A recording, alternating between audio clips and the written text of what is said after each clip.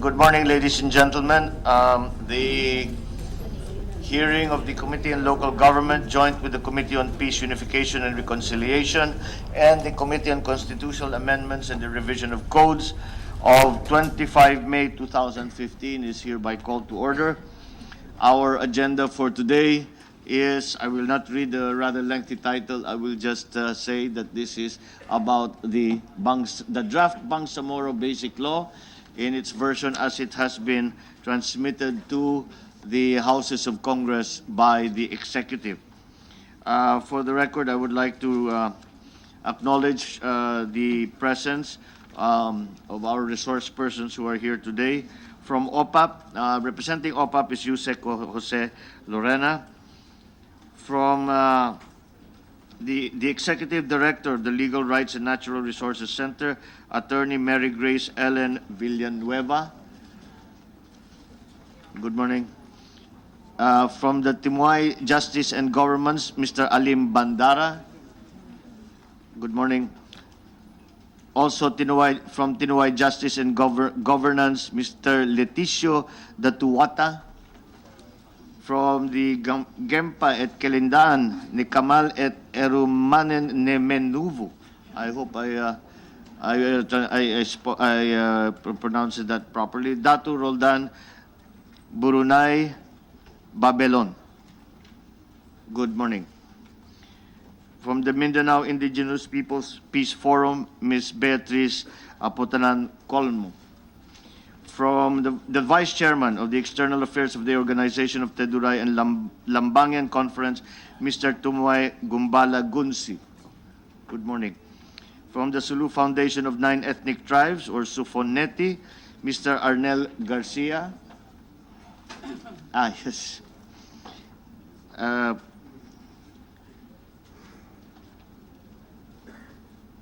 The Vice Chairman of External Affairs of the Timuay Gumbala Gunsi, Organization of Teduray and Lambangan Conference, Mr. Arnel Garcia.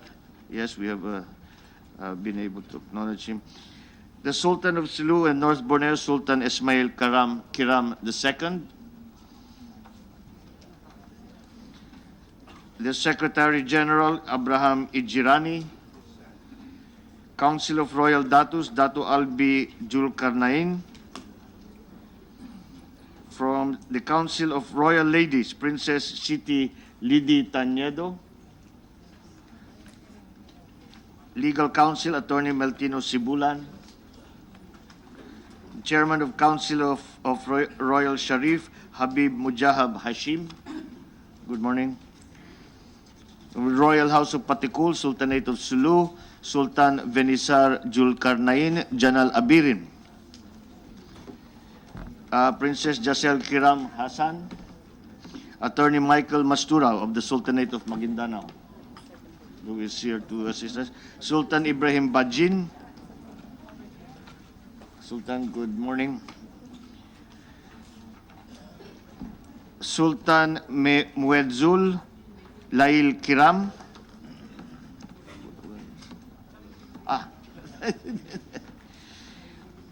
The Royal Spokesperson, His Royal Highness Sultan of the Sultanate of Sulu, North Borneo and Sabah, Melchor G. Chavez. Yes, you were just, okay. The Vice President of the Iranon Sultanates League of the Philippines, Attorney Rico Pelandok. Attorney. Royal House of Maharaja Tabunaway, Datu Lihondo Adam. Datu. Good morning. The spokesman and Chief Technical Assistant who represents His Majesty Sultan Abdulaziz Salem Mastura V, Haji Datu Mustafa Tapu B. Umar. Good morning. The President, Chairman, CEO of the Royal House of Maharaja Tabunaway, His Royal Highness Putri Bai Royal Highness Putri Bai Marieta Nur Aisha P. Mandalaw Adam Al-Hajj. Oh, ma'am, you're there. Datu Sataviran of Maguindanao Sultanate, Engineer Datu Noldin Oyod. That is it. Chairwoman, Women's Organization of Raja Mamalu Descendants, Fintaylan Jocelyn Palau. The Sultanate of Maguindano, Mandaue Darussalam, Professor Engkong Jo Bulang. The Consortium of Youth Bangsamoro Organization, Archie Buaya. Good morning. From the Sultanate of the Sulu Archipelago, Dati Ildon Kiram.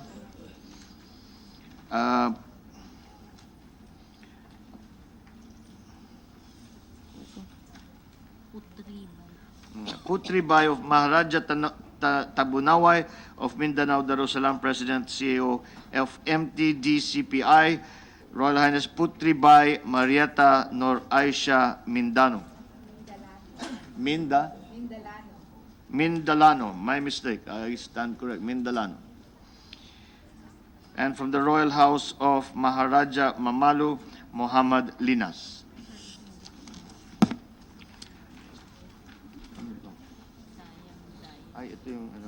The Council of Royal Sharif, Dayang Derhana Hashim.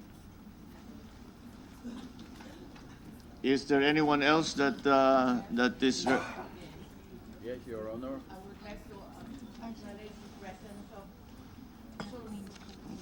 Sultan Muhyiddin Rajin of Sulu, Patikul Sulu, the Crown Prince, Dato Haji Safiruddin Ulum Rajin, which you gave the invitation, and also the Wazir of the Patikul Sultanate, Dato Ali Hanafia Zainal Abidin.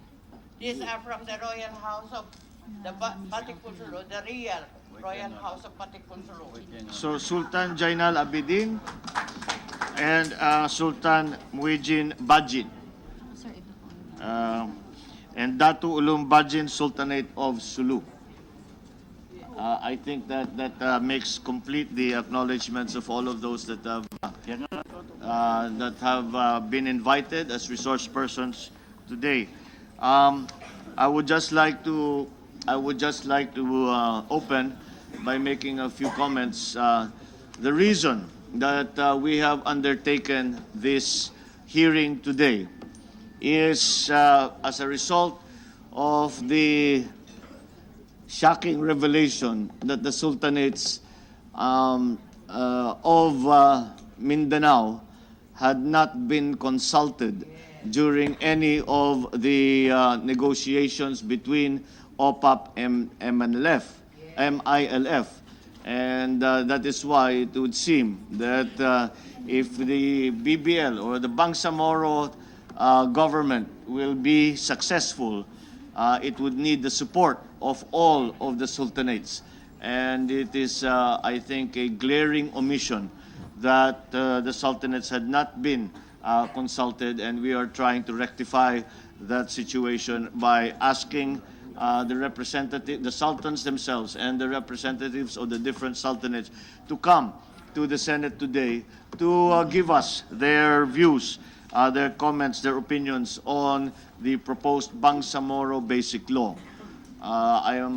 This is part of a series of hearings that this committee is undertaking for the specific purpose of giving voice to those stakeholders in the Bangsamoro on the Bangsamoro issue, specifically the Bangsamoro Basic Law, give voice to their opinions so that we in the committee and in the Senate will be allowed a complete view of the issues that are impacting upon what we are trying to do, the peace process and BBL.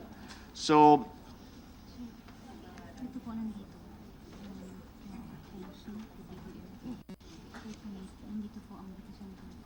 very well.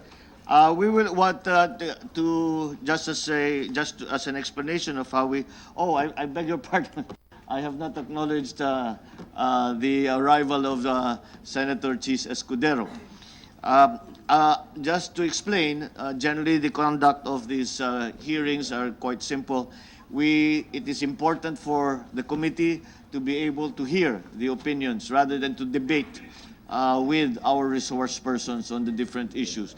So what we shall do, there are many of you have presented us with have sent us a position paper, and I would like to allow all of the different sultanates and groups, and eventually after a while we will also talk to the indigenous peoples, because again they have been left out of the process.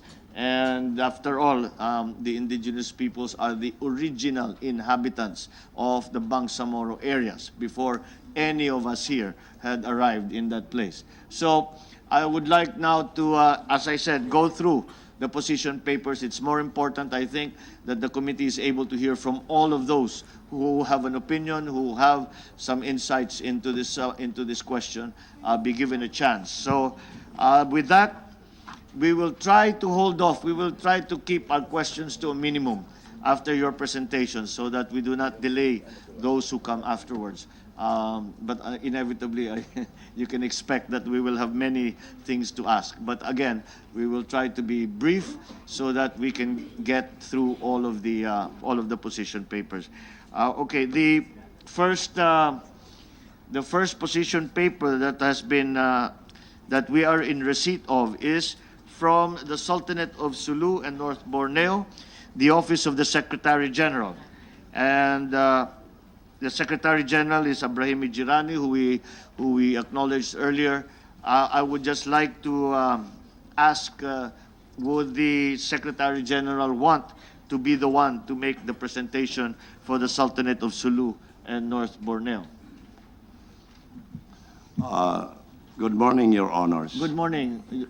For the record, I would request Princess Giselle Kiram to present the position paper of the Sultanate of Sulu in view of the fact that my voice is somewhat affected since you conduct hearing in Holosolo on May 13.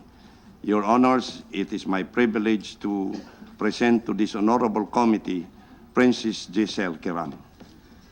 Thank you very much, Princess. If you would like to proceed, you have been designated, at least for the purposes of this hearing, as the spokesman.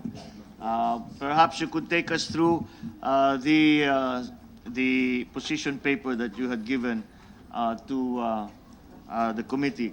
I would just like to remind you that we have actually we have been through the position paper you have given us, but we still need to hear from you and the different issues that you feel need to be ventilated about the draft BBI. So, Princess.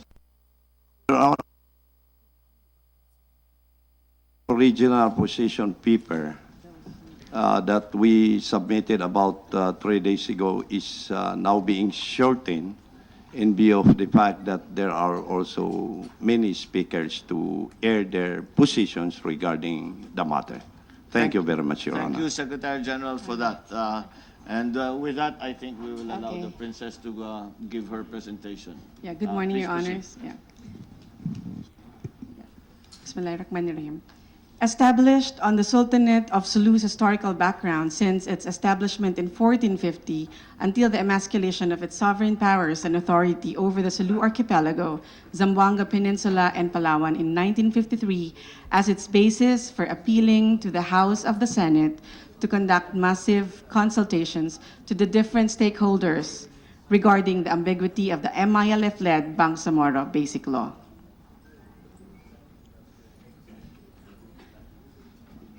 Okay.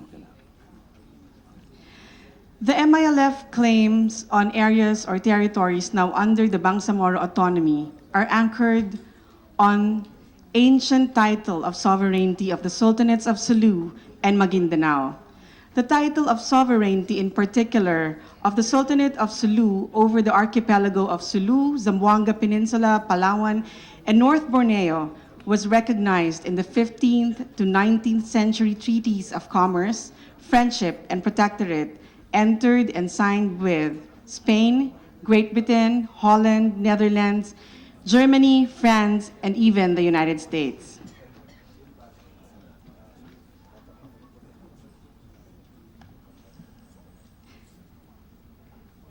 Okay, wait lang. Territorial jurisdiction of the Sultanate of Sulu and North Borneo from 1450 until 1935. Sulu and Tawi-Tawi divided into two provinces in 1974, Basilan, Zamboanga Peninsula comprising the provinces of Sibugay, Zamboanga del Sur, Zamboanga del Norte, and cities of Zamboanga, Pagadian, Dipolog, and Dapitan, Palawan, North Borneo in 1704. Upon the establishment of the Philippine Commonwealth in 1935, the status of the Sultan of Sulu became the Sultan of Sulu, and people of Sulu Archipelago became ordinary citizens of the Philippines. Despite the above-mentioned faith, compounded by the non-recognition policy of the royalty and nobility, and the inherent rights of the Sultanate of Sulu guaranteed by the 1947 UN Charter Resolution and the 1950 UN Resolution, the Sultan of Sulu and his Tausug constituents comprising the Iyakan, Sama Bangi, Sama Tawi-Tawi, the Sama Laut, the Jama Mapun, the Tausug, the Christians, and other indigenous people continue to maintain his trust to GPH, or the Philippine government, loyalty to the Philippine Constitution since the Commonwealth era and the post-Third Philippine Republic, and until today remains peaceful and law-abiding. As an ancient sovereign nation, the Sultanate of Sulu entered and signed the following: a treaty in the status of an independent tributary state in 1405. The Sultanate of Sulu, as the then East King of Sulu, headed by Paduka Mashari, who died in Beijing Canal and buried in Daeju City, Shandong Province in China, and Emperor Yongli of the Ming Dynasty of China, entered and signed the aforesaid treaty, which embodied the mutual agreements of the two heads of two ancient sovereign nations of the policy of non-interference on each other's internal sovereignty and affairs. The 1405 treaty led to the visits of the three East Kings of Sulu to China in 1417, entered and signed the treaties of friendship, commerce, and protectorate with the following nations: with Spain, with Great Britain, with Holland and Netherlands, Germany, France, and the United States. The prelude to the Mindanao conflict and the Moro secessionist movement's declaration. The 1968 Jabida massacre, the 1968 fiasco founded the following declarations of the Moro secessionist movement: to emancipate the Muslims, called Bangsamoro in 1968 for more than 300 years, and to secede Mindanao, Sulu, and Palawan from the Republic of the Philippines. Facts that the MILF utilized the ancient title of sovereignty of the Sultanate of Sulu. The intent and spirit of Kiram Bate's peace agreement or treaty was invoked in the letter dated January 20 of 2003 of MILF late Chairman Hashim Salamat, addressed to U.S. President George W. Bush Jr. in remembering the U.S. government of its moral obligation to the Moro people. Herewith is provided for in paragraph 4, part of the MILF letter that reads, let me read to you. Your desire to be informed by the MILF goals reminds us of the historic, legal, and political relationship between the Moro Nation and the U.S. federal official policy under President William McKinley's instruction to the First Philippine Commission of 1900 treated the Moro Nation initially as a dependent nation similar to the North American Indian nations under treaty relations with the U.S. federal government. Subsequently, the Moro Nation was anchored on the Kiram Bates Treaty of 1899. Next. So, comparative analysis between December 10, 1898 Treaty of Paris and the MILF-led CAB and BBL. Spain ceded Mindanao, Sulu, and Palawan to the United States through the December 10, 1898 Treaty of Paris without the process of consultation and implied consent of the Sultanates of Maguindanao and Sulu. In this year, 2015, the inhabitants of Basilan, Sulu, and Tawi-Tawi and some areas in Zamboanga City are faced with similar situation of 1898 as the BBL are pushed through despite its borne out in the absence of massive consultation, sense of political justice, transparency, sense of inclusive, and without due regard to the historic sovereignty of the two sultanates. The MILF-led BBL reminds also the Tausug people in Basilan, Sulu, and Tawi-Tawi of the creation of the Bureau of Non-Christian Tribes by the U.S. government in 1920, which urged the U.S. government to grant it the control of affairs of the Sultanate of Sulu in the three provinces, including Zamboanga Peninsula and Palawan. Nearly 95 years after the MILF demanded the same political situation to govern Basilan, Sulu, and Tawi-Tawi, political attitudes of the Sultanate of Sulu, despite how his ancient territories were dismantled since the 1935 to present.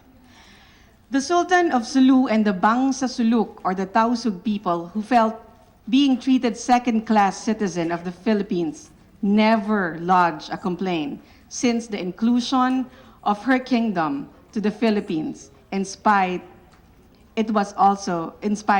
against its will. Despite within the period of 90 years from 1935 to 2015, the ancient territories of the Sultanate of Sulu underwent three periods of continuous neo-colonialism.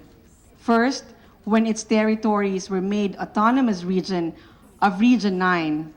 Second, when in 1987 its territories were divided into two regions whereby Basilan, Sulu, and Tawi-Tawi formed part of ARMM.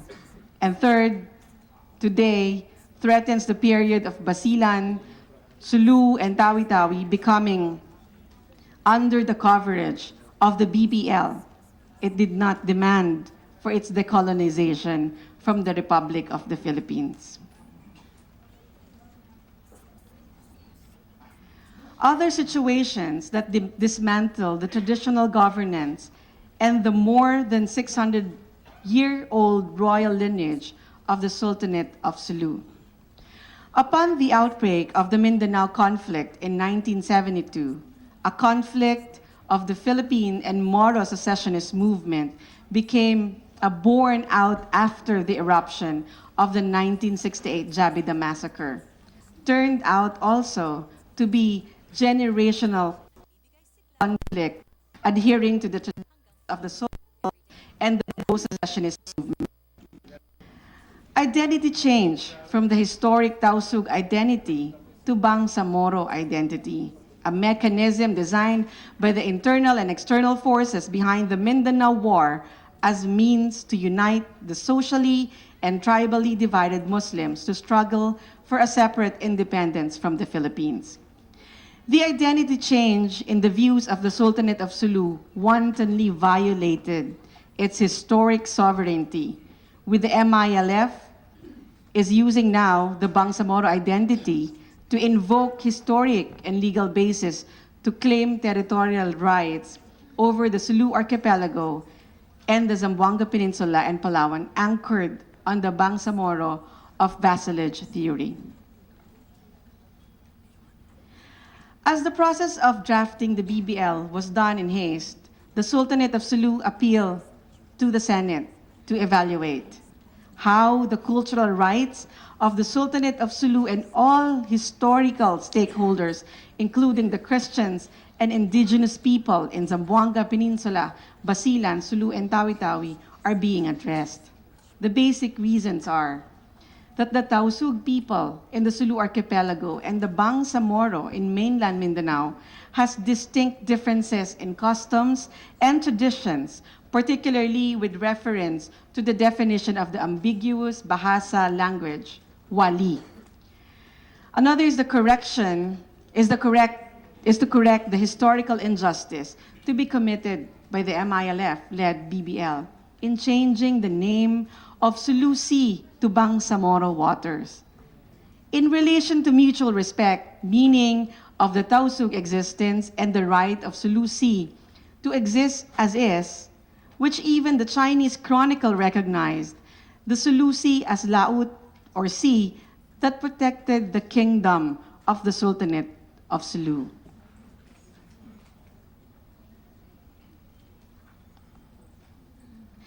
Six vital concerns of the Sultanate of Sulu needing massive consultations. First, the change of the historic name of Sulu Sea to Bangsamoro water. The Sultanate's historic constituents, the historians, the academe, and other stakeholders in the provinces of Sulu archipelago were not consulted in order to achieve common interests, mutual agreement and transparency of the MILF intention in relation to wealth sharing and power control. The changing of historic name of Sulu Sea to Bangsamoro water is viewed by the Sultanate of Sulu as alarming provision in relation to the North Borneo or the Sabah claim. Second vital concern, Article 6, Section 5 of the BBL draft on the Council of Leaders.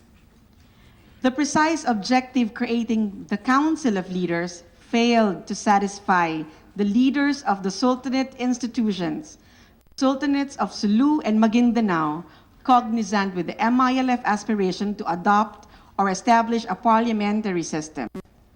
Had it passed through the process of ascertaining the views of the two sultanates, it could be a significant mechanism, as may be sanctioned by the BBL, that the said sultanates become partners of the Bangsamoro governance, even in private capacities, for the promotion of peace and unity. Third vital concern is Article 7, Section 5 of the BBL on classification and allocation of seats. This does not contain clarity and lasting regional goals, as it would seem to undermine the weak, the poor, and the less affluent candidates seeking seats in public office, especially during the transitory period. This failed to emphasize and respond to the historical background of the areas and the diversities of customs and traditions of the Muslims, different tribes, the Christians, and indigenous people that need to be calibrated with those members being elected in the Bangsamoro Assembly in order to prevent the political patronage. Fourth vital concern is Article 8 also, Section 2 of the BBL, which emphasizes the appointment of wali. In Malaysia, an incoming new chief minister cannot assume and exercise officially the mandate of his office not unless after the conferment of a pronouncement by the Negara or Governor General in the absence of the Sultan, declaring him as the officially mandated chief minister. The Philippine government may not have the legal personality to intervene, as the MILF kept declaring that the Bangsamoro juridical political entity is asymmetrical to the national government of the Philippines, and as the Philippine Constitution since 1935 no longer recognized royalty and nobility, who is referred to by the BTC now as the wali. Who would be the wali? Shall the MILF appoint external forces or a non-Filipino sultan or king to satisfy the provision of Article 8, Section 2 of the BBL? The fifth vital concern is that why the MILF-led BBL did not tackle the socio-economic conditions, political status, and present predicament of Filipino refugees in Sabah, or North Borneo. The Sultanate viewed the abandonment of the present predicament of refugees in North Borneo as acts of betrayal by those who created responsibly the war in Mindanao and in Sulu archipelago. The failure or refusal to discuss the socio-economic welfare and political status and conditions of Philippine refugees in North Borneo became the root cause of the summary deportation of the Filipinos in North Borneo. Due to this, in 2007, the World Refugee Organization accused Malaysia as one of the top 10 countries in the world that violated the rights of the refugees. And sixth vital concern is that in view of the continued trust of the Sultan of Sulu to this government, the Philippine government, and loyalty to the Philippine Constitution, the Sultanate of Sulu remained peaceful and law-abiding. The transfer of Sultanate of Sulu's ancient territories over Basilan, Sulu, and Tawi-Tawi to the governance of MILF is an unacceptable reality. Is the BBL the price to the trust of the Sultanate of Sulu since 1935 by the Philippine government? Thank you. So that ends the position of the Sultanate of Sulu. Thank you very much for the presentation that you have made, Princess Tanedo. We would just like, there was, as you were speaking, there's just a general inquiry. Is this, was during the negotiations between the MILF and OPAP, was the Sultanate of Sulu included in any of these consultations, discussions that were done in the formation of, which ended in the signing of the comprehensive agreement, the framework agreement, and finally the drafting of the Bangsamoro Basic Law? If I may, Your Honors, the symbolic gesture of the Sultanate of Sulu to respond to the call of peace been manifested in the 20-0 poll submission by the MILF of the MOA Day. And in 2010, also the Sultanate of Sulu submitted a letter, an official letter to UPAP, which unfortunately in 2013, at the height of the Lahat Datu standoff, it was declared that it was lost through bureaucratic means. Likewise, together with this official letter also of late Royal Highness Sultan Jamalul Kiram III, again, reiterating the letter sent to former President Macapagal about the request for a mandatory participation of the Sultanate of Sulu in the ongoing peace talks in Kuala Lumpur in that time. So the response, Your Honors, to the query by this honorable committee is that yes, the Sultanate of Sulu submitted all pertinent request and desire to participate in achieving peace and unity among the Filipino people, not only in Mindanao, Sulu, and Palawan, but by and large throughout the Republic of the Philippines. Thank you, Your Honors. So but it sounds to me like it was a unilateral action on the Sultanate's part, and that this participation and consultation were not actually implemented during the negotiations. Am I correct, sir? Yes, Your Honor.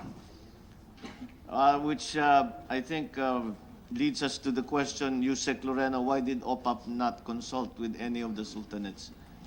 How is it that you imagine that something as wide-ranging, as important, as profound as the creation of a Bangsamoro territory in Muslim Mindanao could possibly have succeeded without the support and the participation of the sultanates?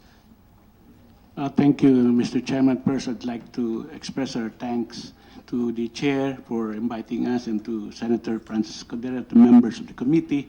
At the outset, I'd like to express the regret of my good secretary for her failure to come because of another sitting appointment. And of course, I was tasked by the chair, Chairman Perez, to represent the panel likewise. Let me just capture the context of the negotiation with the MILF. First, the journey to autonomy was crafted not by the government or the Moro France. It was upon the initiative of the Organization of Islamic Conference during the 5th ICF, or Islamic Conference of Foreign Ministers in Benghazi, which led to the recognition that the need to find a just, comprehensive, and lasting political solution to the problem in Mindanao should be through negotiation within the context of Philippine sovereignty and territorial integrity. Now, the way towards the coming out of an autonomous region has two contexts. First, the negotiation context, which was premised on the Benghazi Resolution and captured by Resolution 18 of the ICF in 1974, and two, legislation. The direction of the President to the panel has always been to negotiate with both Moro France within the context of the Constitution and, of course, recognizing historical significance or the experience of the past. Necessarily, in the course of the negotiation with the MILF, the negotiation was not just for the MILF or for the MNLF. It is a negotiation for the Bangsamoro. That is why in the road to the negotiation... Were there members of the MNLF included in the panel sitting across from the OPAP? Were there any representatives from the sultanates were included in the negotiations that OPAP had with what you refer to as Bangsamoro? Mr. Chairman... I'm sorry, Yusek, you have to answer my question. Yeah, I will answer that, Mr. Chairman. In fact, when I think they're answerable by yes or no. Yes, Were the sultanates represented during your negotiations with MILF on the, which resulted in the signing of the framework agreement, the comprehensive agreement, and finally the drafting of the draft BBL? Were there representatives from any of the sultanates in those discussions? First, because before in the road to the negotiation, Mr. Chairman... I'm sorry, Yusek, yes or no? It's very easy. There were Bangsamoro congresses conducted, Your Honor, which reflects that the Bangsamoro congresses does not only pertain to MILF, but to all the people in the Bangsamoro area, which necessarily include the sultanates and the MNLF. The sultanate, the representatives of the sultanates of Sulu simply are... Dato Kiram is sitting next to you, he's shaking his head. Sultan Kiram is also shaking his head. They were not included. That is why we are having these hearings. How did you imagine that something as important, as far-reaching, as profound as the creation of a Bangsamoro government in Muslim Mindanao could possibly have been successful without including inputs, participation, consultation from all of the sultanates, for that matter, from the IP? Mr. Chairman, we should like to put it into context. This is a negotiation, but in the negotiation, Mr. Chairman... There is no context that explains the idea or the policy that you have undertaken that does not include the sultanates in any. All of the other peace agreements have included the sultanates, because that is a recognition that the sultanates are necessary to the peace process, that we have to have them together with us as partners in peace. We cannot, by any stretch of the imagination, possibly have a successful peace process that will be what we have referred to now as all-inclusive when you have not included the most ancient of the royal houses, the sultanates, and who are still extremely important in any kind of political change that we are trying to institute in the region. That's correct, Mr. Chairman, but we should first state that when there was this negotiation with the MILF was representing the Bangsamoro. And after the negotiation, the idea was to submit this to a legislation for purposes of crafting an inclusive Bangsamoro law. In the whole process, we understand that the participation of the royalty, the MNLF, and the others will be brought together because the Constitution, in fact, provides that in the crafting of the... Yusek, in the negotiations that you undertook, there were two panels. Am I correct? Yes. What was that government panel? What was it called? This is the government panel negotiating with the MILF. That's right. And Yeah. what was the other panel that you were negotiating? The MILF representing the Okay. Bangsamoro people. No. The MILF themselves, representing themselves. Yeah. The Sultanates were not included. No, Were they included? Did the the Sultanates have representatives during your negotiations? Well, I think during the negotiation, sorry, you from said the it- MILF, we have a representative. I think the Sultanate was representative. We have a Sultanate representative there in the MILF. But in the government panel, definitely there was no representative in There the was panel. no representative In the from panel. any of the Sultanates. In the panel, So yes. you were negotiating about the land, the culture, the history of the Sultanates, and they were not included in the negotiation. But they were included in the representation of the That MILF is as the not what we are Bangsamoro. hearing from the position paper that has just been given to us this morning. In any case, by Princess Gakal, I'm sorry, I misnamed you. The Princess Gakal Kiram? Jason. Yes, Josel, sorry. Princess Josel Kiram was the one who made the presentation for the Sultan of Sulu, and I am afraid that she contradicts what you are saying, Yusek Lorena. And with that, I would acknowledge Senator Escudero. Maraming salamat po. May kilaman po to, Mr. Chairman. Yusek, tanong ko lang po, sino po ba nagsabi na MILF ang tatayong kinatawan ng Bangsamoro? In other words, sino po ang nagsabi at humirang sa MILF na sila ang magsasalita para sa lahat ho ng nanditong kaharap namin yan? Who made that decision, sir? First, during the time of, in July of 1974, there was a declaration by the Organization of Islamic Conference that the MNLF then won, who was the sole and legitimate representative of the Bangsamoro. But after the negotiation with the MNLF in 1996, definitely on the ground there was already the MNLF and the MILF.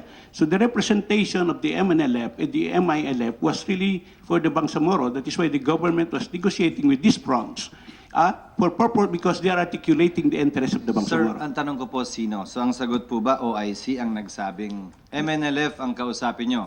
Tapos nung wala nang armas ang MNLF dahil nakipagkasundo sa gobyerno, tinuro din ho ba ng OIC na MILF ang kausapin nyo? The negotiation for autonomy started in 1974, as I said. And that is really to fight during lasting autonomy. That was a partnership between the OIC, the government, and the MNLF Sir, branch at that time. Tama po yun, sir. Nililiwanag ko lang po. Again, kindly just answer the question directly, sir. Really, sir, we are tolerating the fact that your principals are not here with the understanding that you can answer for them. So kindly answer the question directly. OIC ang nagsabi sa gobyerno na MNLF ang kakatawan sa Bangsamoro noong 1970s. Ganun po ba yan? Yes, sir. Ngayon, nung mas marami ng armas, presumably, at yung MILF na gugulo, sabi ng OIC, MILF na ang kausapin nyo para magkaroon ng lasting peace sa Mindanao. Is that an accurate statement? That's not an accurate statement. The OIC did not mention that. Oh, pero sinabi po nila, MILF na ang kausapin nyo. Hindi. Ano po? But since you have already an agreement with the MNLF, the other half of that Moro branch became the MILF. So necessarily in 1987, there was a continuation of the negotiation after the negotiation with the MNLF with the MILF. Sino nga po nagsabing MILF ang kausapin nyo? Well, but that's the reality on the ground, and I think the government made that initiative to negotiate with the MILF because they also represent the other half of the Moro branch. Let me unbundle yung definition po ng reality on the ground. Hindi po ba ang definition ng reality on the ground? Sila ang may pinakamalaking puwersa, armas at tao na nanggugulo sa Mindanao noong mga panahong yon. That's the reality on the ground. That may be correct, Sir Chair. Now, again sir, do they at anong dokumento nagsasabi, nagbigay po ba ng special power of attorney yung mga nandito? Bumoto po ba sila at pumirma at inappoint nila ang MILF bilang tagapagsalita nila, negosyador nila, at kinatawan nila? Meron po bang ganong uri ng dokumento? O bugso lamang po ng manahan mula MNLF, naging MILF, At dahil sa realidad sa ground, sabi nyo nga po, sila may pinakamalakas na pwersa, MNLF na lang po ang kinausap ng gobyerno.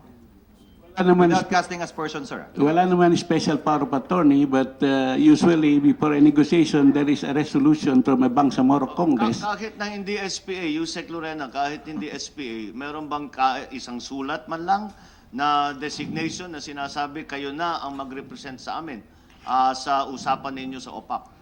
From my experience, sa Alam natin na si Chairman Tukam Abbas, na tawag natin na Iqbal, ay na merong ganung klaseng formal designation. Meron din ba siyang formal designation na nanggagaling, sabihin na natin, sa MNLF, sa mga sultanate? Kasi nga, siya ang humaharap bilang representative ng lahat ng Bangsamoro. Kaya ito ba ay formally recognized ng mga iba't ibang sektor ng Bangsamoro? Mr. Chairman, there is also usually resolution submitted by a Bangsamoro Congress. When I was with the MNLF negotiating with the government, we have conducted several Bangsamoro Congresses. In that Congresses, resolutions were passed endorsing the articulation of the fronts. In the MNLF, there were also Congresses conducted, not only Maguindanao but in other parts of the Bangsamoro. So that is the basis. Ano po ang ibig sabihin ng Congress? Forum po yun? Parang pagtitipon. Open forum po ba yan? Pagtitipon where all the representatives of the Bangsamoro people were invited. Sino po yung imbita at gumawa ng listahan? Of course, this usually being invited by the fronts. So, naimbitahan po ba yung mga nandito? I cannot answer, Mr. Chairman, that whether they have been invited by the Moro fronts. But, But sir, usually, there is always a Bangsamoro But Congress. sir, hindi ho ba concern yun sa parte ng gobyerno bilang negosyador na yung kausap natin, tunay na kumakatawan sa lugar na sinasabi nilang kinakatawan nila? At hindi ho maaari na porkit sinabi nilang gano'n na yun, gano'n na yun. Paano ho kung hindi, tulad ngayon? Hindi naman pala. At yung mga resolusyon yun, kung sino-sino lang ho yung nag-attend at nagpunta, yun ho yung sitwasyong kinakalagay natin ngayon. Didn't the OPAP or the GRP think that it was better for you to have exercised due diligence in finding out? Nakonsulta nga ba lahat ang mga grupong ito? Or you just left it to them? Bahala na sila. Hindi naman bahala, Mr. Chairman. In fact, the reason why in the negotiation, it is made the point that the negotiation cannot be implemented, that it will be legislated, precisely because of the understanding that in a legislation, the process of consultation will be had. And therefore, since the idea of forming a Bangsamoro autonomous region is also provided by the Constitution, and appropriately there would be a consultation, the mechanism were provided. That is why the Bangsamoro Transition Commission was organized as a in order also to draft a law that will reflect the sentiments of the entire Bangsamoro people and not just the MILF. I will wrap up, Mr. Chairman, by stating for the record that, sir, kung yung consultation papasok pag hinuhubog na yung batas tulad ng hearing ng Kongreso, bakit nyo pinaglalabang as is where is dapat at hindi pwedeng baguhin? Anong konsultasyon pa ang gagawin kung ang posisyon ng OPAP at GRP, hindi na ito pwedeng galawin at baguhin? Alam nyo, sa totoo lang, kung mulat-mula, naging bukas ang OPAP at GRP sa mga pagbabago, mas mabilis pa siguro mapapasa dahil nakapag-usap po tayo ng, uy, ito, mali, ito, ayusin natin, idagdag natin yung partikular na pagbanggit sa IPRA-law. Kaya lang, kayo po, yung mga bossing ninyo sa OPAP at GRP, nagmatigas eh. Ang posisyon, as is, where is. Hanggang nung isang linggo ho, biglang umamin nung isang gabi sa Malacanang na biglang okay na, baguhin na natin, ganito na. Pero kung mulat-mula ho, naging bukas kayo, hindi sana ganito kalaki yung problema eh. At pangalawa, anong konsultasyon po ang sasabihin ninyo? As is where is nga ho ang posisyon nyo. Ganon din po sana yung naging pagbuka ng pananaw. Hindi ho tulad ngayon na ang konsultasyon pala mangyayari sa parte na namin. Dapat ho sana sa parte nyo, nagawa na rin ho yung konsultasyon para mas mabilis yung trabaho. Actually, Mr. Chairman, the panel have also conducted consultation on their own, even from the time of Chairman Leonen. But as I said, there were tiers of consultation. One, in the consultation in the course of the negotiation. Second, when the result of the consultation, which is the articulation of a sector of the Bangsamoro, is already legislated, there is again a consultation. In fact, after this legislation, there would be again a lot of information. But I am sorry if it was accepted that OPAP was stonewalling on where as is or it is. But I think there is a recognition that the plenary power of the House and the Congress is accepted to mean that they can have certain review of the proposed amendment by the Bangsamoro Transition Commission. Mr. Chairman, just two more points. Number one, can we ask all the invited guests when they deliver their position paper to kindly state for the record kung formal ba silang nakausap, nakonsulta, natanong at kung yung panig ba nila ay napakinggan ng MILF man o ng OPAP o GRP? Para for the record, Mr. Chairman, hindi na natin kailangan tanungin ng isa-isa pa. Tapusin ko lang po, sir. At pangalawa, kaugnay po ng magiging posisyon po natin sa bagay nito, I refer to the letter addressed, if I'm not mistaken, to Mr. Iqbal, presented in one of our hearings, Mr. Chairman, to contradict Yusek Lorena's position. Kung saan sinasabi po ng sulat na yun na, nung humarap ang gobyerno, ang pagkakaunawa ni Ginoong Iqbal at ng MILF, ang kausap nila ay buong gobyerno, kabilang ng Korte Suprema, pati na rin ang Kongreso. Kaya nga po ang posisyon nila, hindi namin pwedeng baguhin na rin yun eh. Sa mahabang panahon, hindi ho ito misinterpretation ha. Quotes po ito na nanggagaling mismo mula sa tagapagsalita ng pamahalaan, mula sa OPAP at sa GRP. I yield, Mr. Chairman, I think uninvited guest or resource person. Thank you, Senator Escudero. Just as a point of information, and to put more detail into the discussion, in the meeting that we had with the Secretary General Hamidi of OIC, he very specifically mentioned over and over again that the MNLF is the body that they recognize, and the body, the MNLF, had not been consulted in any of the negotiations or in any of the discussions that led up to the drafting of the BBL. Hence, that puts spade, I'm sorry, Yusek Lorena, that puts spade to your assertion that these consultations occurred.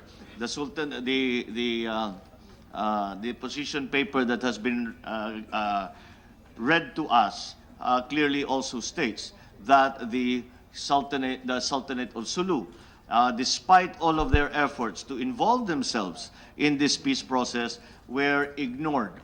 And it seems to be that that is the same situation with all of the sultanates, with all the IPs, with the local government units, with the MNLF, and that is why we are conducting these hearings to try and make up for that shortcoming in the process that was undertaken by the OPAP.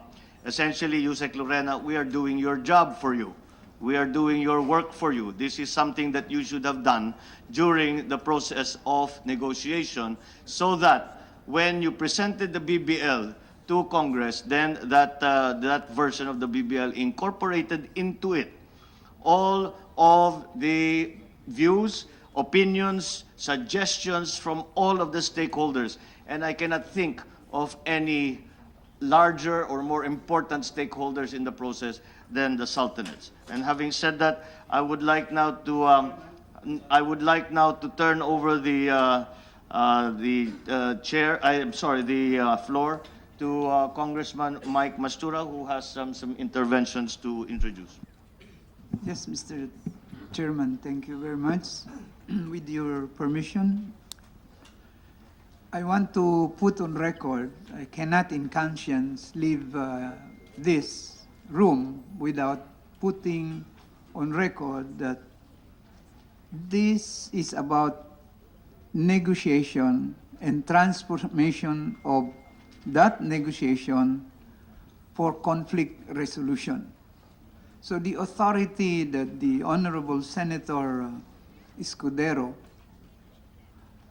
is asking is not on the basis of appointment or election or nomination, but he was right in the premise that it is the armed group, in other words, the non-state actors who are negotiating. The armed group, not the arm, as in AR. No, The armed. group.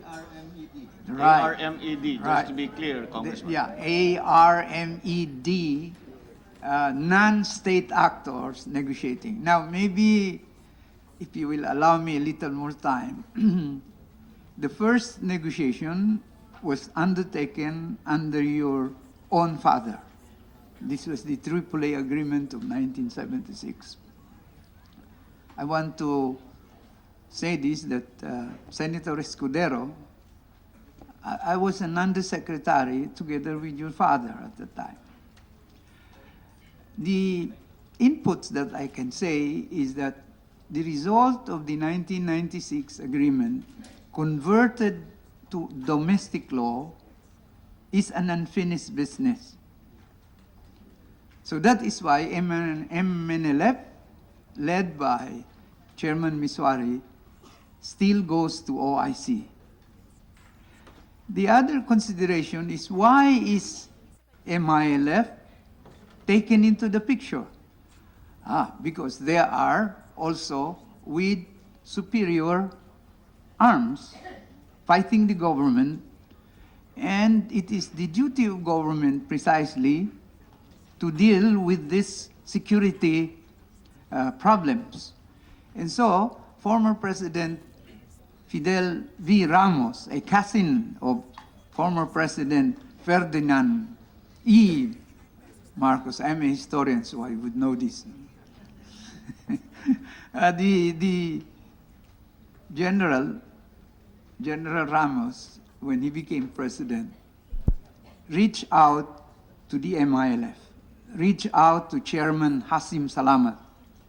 And that is where I came into the picture. I left Congress, he talked to me to help, and I sat on the panel, and for 17 years, Your Honors, I left government, I remain as a citizen, but I served this nation through being a counterpart in that negotiation.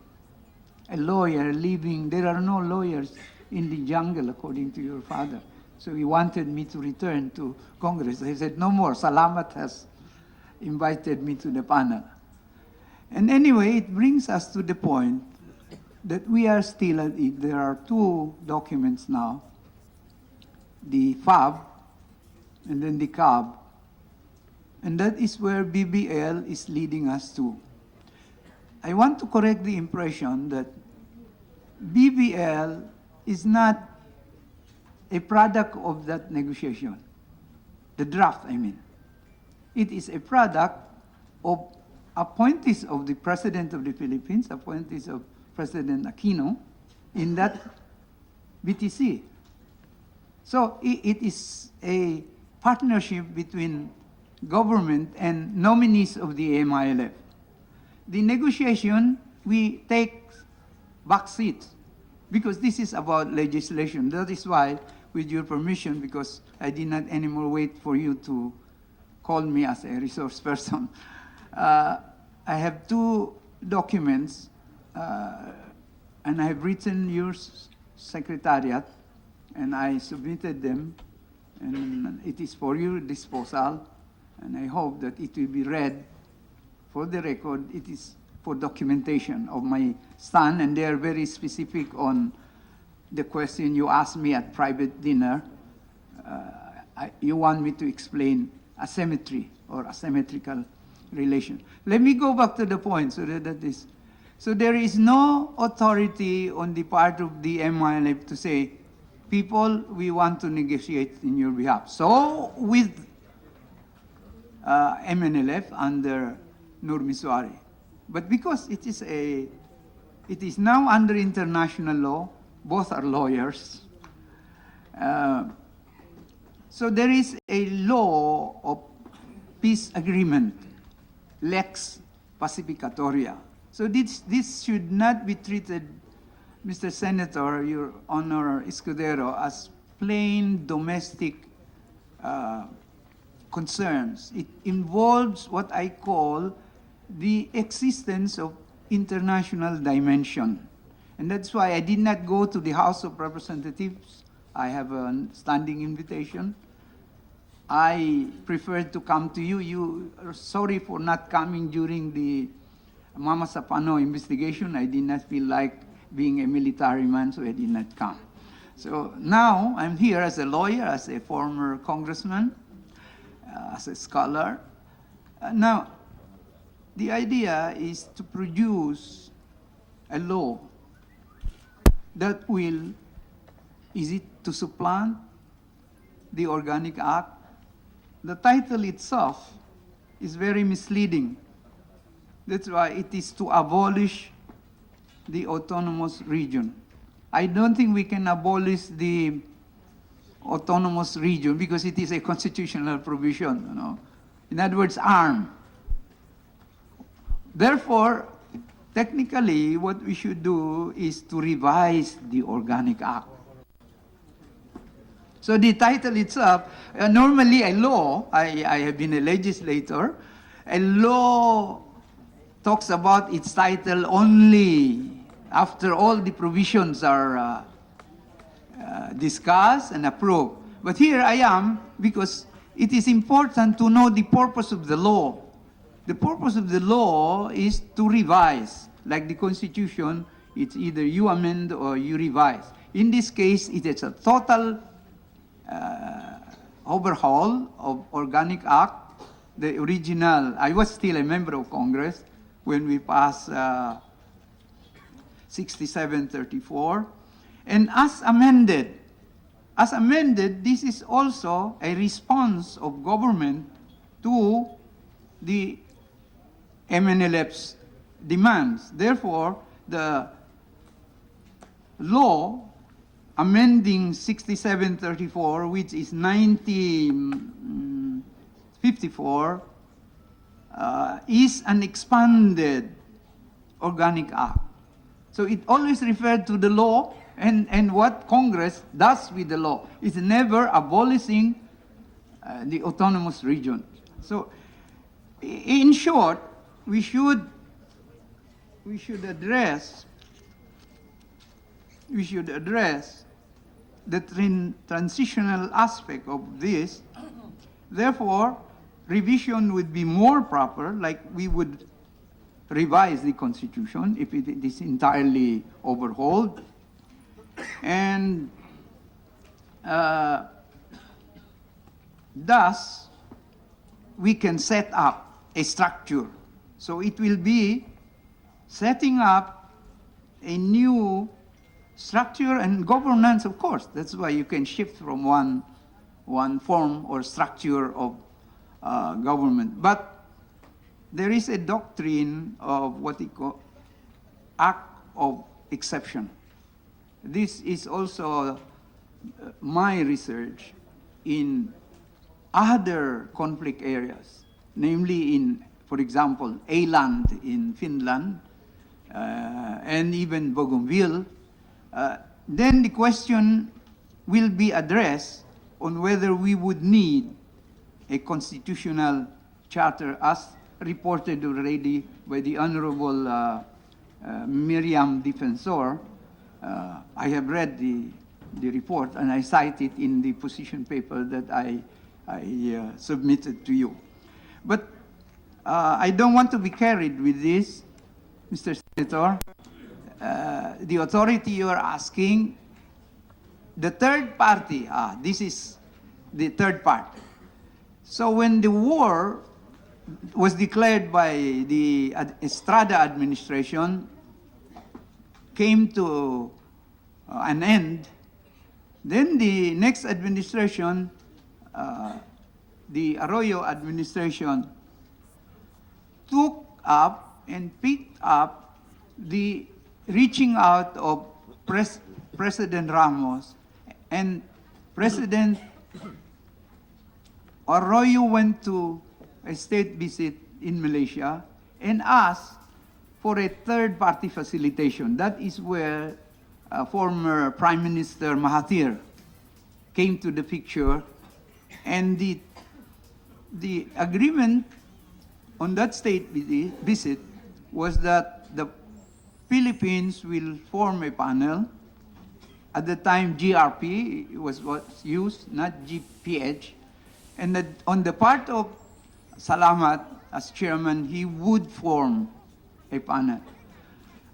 It is important also, Mr. Senator, that we refer to the letter of Salamat, the Chairman Salamat, to the U.S. President George Bush. For more than 100 years, this would be the first time that the Bangsamoro, the Moros, would have a direct conversation with the highest authority of the government of the United States. And that is why the treaty mentioned and referred to by Dayang Giselle Kiram is important. Okay, this is no intervention. The late Salamat did not mean that the U.S. will intervene. I appeared in the WikiLeaks. I think there are not very many people. I don't know if I should be proud or be ashamed of that. For that reason, because of that dinner, now the only reason why this letter was written, and it is officially responded to by the State Department, and this response was that the Bangsamoro people have legitimate grievances. But the reason behind the correspondence between MILF, Chairman Salamat, and the U.S. State Department was to see to it that MILF will not be put in the list of terrorist, international terrorist organization. I think that is important because that makes the distinction in foreign policy and domestic policy. So I will probably end up here, but later allow me to intervene why the sultanates, why this tradition, because this is a vindication of a neglected policy on what to do with the sultanate. Despite claims of territories, there is no real policy addressing the traditional institutions that we have. The sultanates are not moribund. What we lost is power because of governance, Republican system. What we still own and have, I belong to the direct bloodline of Sultan Kudarat, therefore the Sultan of Maguindanao. What we have not lost is influence, and that is why we are here. But I want to have an advice also in dealing with this. This is what I promise you, Mr. Chairman, Senator Marcos, to help you sort this out. I advise that those claiming sultanates should go back to our genealogy, our tarsila. Then we will help government settle our seemingly unending internecine classes along clans level. Then we would not bother government. Where you can help us, Mr. Senator, your committees, Peace and Senator Ginguna is not here, the chairman, in reconciliation, is look at our treaties, series of treaties, look at our status, because the last treaty, Carpenter Agreement, mentioned that the Sultan of Sulu would be the head of the Mohammedan Church. Again, in these days, Senator Chis, this is politically incorrect. We are not Mohammedans, we are Muslims. And so there is no church also. So I do not want to be Cardinal Tagles counterpart. We are wandering into, we have wandered into the details of the historical perspective, though very important. Unfortunately, we simply do not have the time. Yes, thank you very much then, Pursue it Mr. in that great detail. Mr. Chairman, just a brief. Yes, Senator Escudero. I thank Congressman Mastoro for his inputs, but really, SPA appointment and authorization was a figure of speech, if only to highlight the fact that these people were not consulted. Tanggap at alam ko po na sila ay mas may pinakamaraming armas, kaya nga nandito ho kami ngayon. Ang batas ginagawa para pangalagaan ginagawa para pangalagaan ng interes ng minoriya, hindi para pangalagaan ng interes ng mayoriya at dati ng malakas na maraming armas. Andito ho kami para pangalagaan yung interes na hindi kayang paglaban yung interes nila. And at the end of the day, whether it's MILF, OPAP, GPH, they should have still talked to all of these minorities. Pakinggan man lang sila, hindi man nalagay sa batas, hindi man nalagay sa bill. Ang importante, nabigyan sila ng pagkakataon marinig na tila hindi ho lubusang nagawa to the contentment of the people we have here before us. Hence the long hearings of Senator Marcos until this afternoon. Thank you, Mr. Chairman. Thank you, Senator Escudero. Yes, we can anticipate that, certainly. But it is, long as they may be, lengthy as they might be, they are, to me, obviously necessary. And that is why we are conducting them. Despite the importunings of members in the executive, that we just ignore some of these sectors and just pass the bill and don't bother studying it too hard. Basta't pasa na lang para na lang matapos na. Na ganyan ang aming katungkulan sa mga naglukluk sa amin dito sa mga posisyon namin. And that is why we are conducting these hearings. So thank you for the presentation that was given us from the Sultanate of Sulu. The issues that were raised are issues that have been raised before, most specifically in our hearings in Hulo, wherein many of these points were made. The point that the non-recognition of the historical background of the Sultanate of Sulu, that is reflected in the desire in the BBL, that is expressed in the BBL, of changing Sulusi into the Bangsamoro waters. Precisely something that is unacceptable simply because it is incorrect and inaccurate and does not have an eye to historical realities. The issue of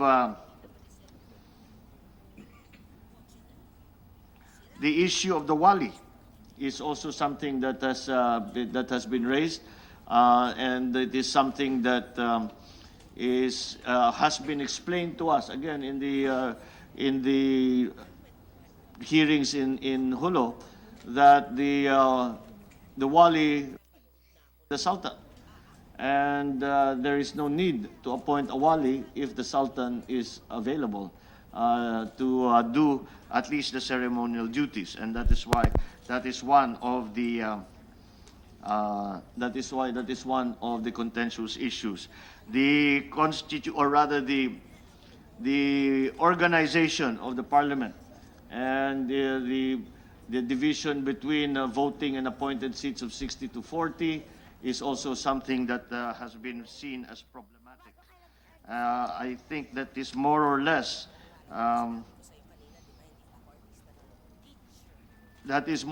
the point that is made, except further to mention the fact tribal or delineations of the Tausugs in the Sultanate of Sulu must also be recognized and have not been recognized. So we thank you for that presentation. I think that we have a great many of these position papers to go through. I would like now to proceed to the next position paper that will be presented. It will be presented by the chairman and a descendant of D1, Royal House of Bayang, Datu Alexander Mamao. Datu Mamao, are you ready to present the position of the Royal House of Bayang? Thank you, Mr. Chairman. Yes, I am ready. The Royalty of Bayang and Pagayawan. Yeah. Assalamualaikum warahmatullahi wabarakatuh. My warmest greetings of peace to the Honorable Senator Ferdinand Marcos Jr., Chairman of the Committee on Local Government, and Senator Francis Chis Escudero, and all the resource persons who are present here today. I see my good friend Abraham Echiran.